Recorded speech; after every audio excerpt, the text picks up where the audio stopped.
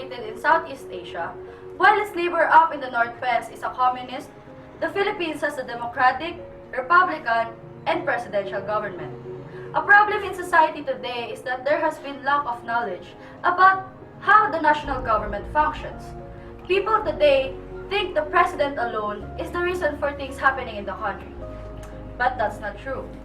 The Philippine national government has three branches: executive, which consists of the president, vice president, and his cabinet; judiciary, which consists of the Supreme Court and other lower courts; and the legislative, which consists of the Congress. Today, we're going to talk about the legislative branch and try to solve any misconception in the Philippine society today. For further information, Angel? Yes, Ms. Doringo. So, the legislative branch is the branch of the government which has the power to create or enact law.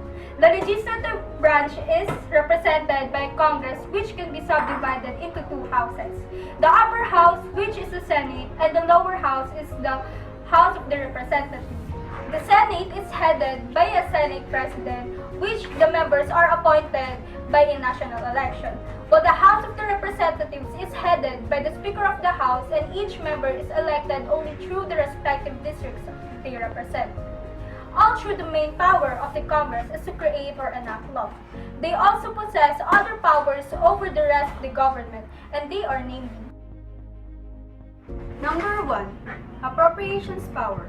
The power to create a budget, allocate, or determine the expenses of the government. Number 2. Check and balance.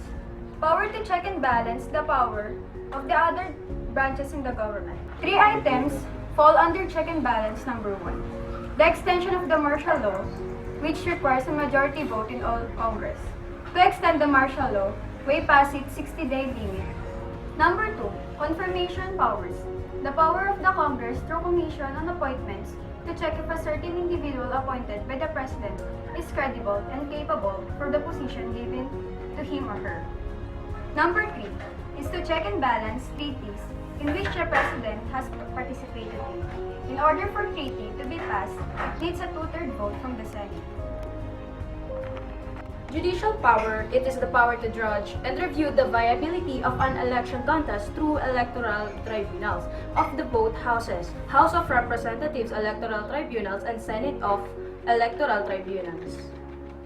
Impeachment powers. The Congress has the power to impeach certain members of the government, namely the President, the Vice President, Justices of the Supreme Court, the Ombudsman, and members of the Constitutional Commission, through acts such as graft and corruption, bribery, betrayal of public trust, culpable violation of the Constitution, and treason and other high crimes.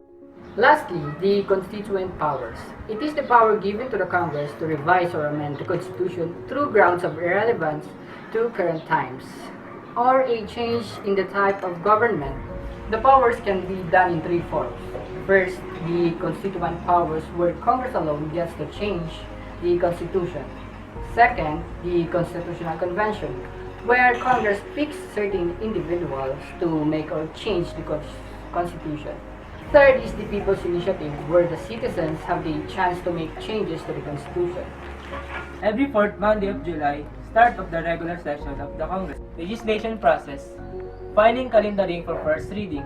First reading, introduction to the author of the bill, bill name and bill number. Assigning of bill number assigned by the Secretary General of which house of the bill is originated. Appropriate committee will take over the first reading. There will be deliberations and consultations, amendments of the bill. If the bill is denied, archive. If the bill passed, proceed to the second reading. Calendaring for second reading or plenary session. Upper house and lower house. Rebuttals, debates, speeches, and sponsorships. Revisions or amendment of the bill. Both houses will meet at the plenary session to discuss the bill proposed by the author. If the bill denied, archive. If the bill passed, proceed to third reading. Calendaring for third reading. Third reading, producing and distributing of printed copies to the house where the bill is originated. No more revisions and amendments, passing the bill to the other house, and undergo once again the third readings. The three readings.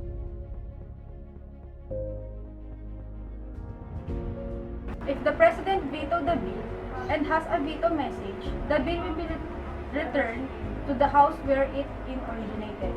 And if the President signs the bill after 15 days of publication, the bill will be implemented. But if the President do nothing to the said bill after 30 days, the bill is automatically a law. In case of conflict between the two houses, the Bicameral Conference Committee or BCC is established to resolve the conflict.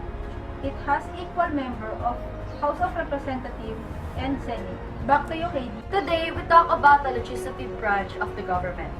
The legislative branch is composed of two houses, the upper house, which is the Senate, and the lower house, which is the House of Representatives. Senate is headed by the Senate President, while the House of the Representative is headed by the Speaker of the House. The power of the government, namely the legislative powers, appropriations, check and balance, judicial powers, constituent powers, and impeachment powers. And lastly, we talked about the legislative process, a process wherein a bill undergoes in order to become a statutory law. If there's anything we would like to leave, it is that the national government's power is divided into three branches.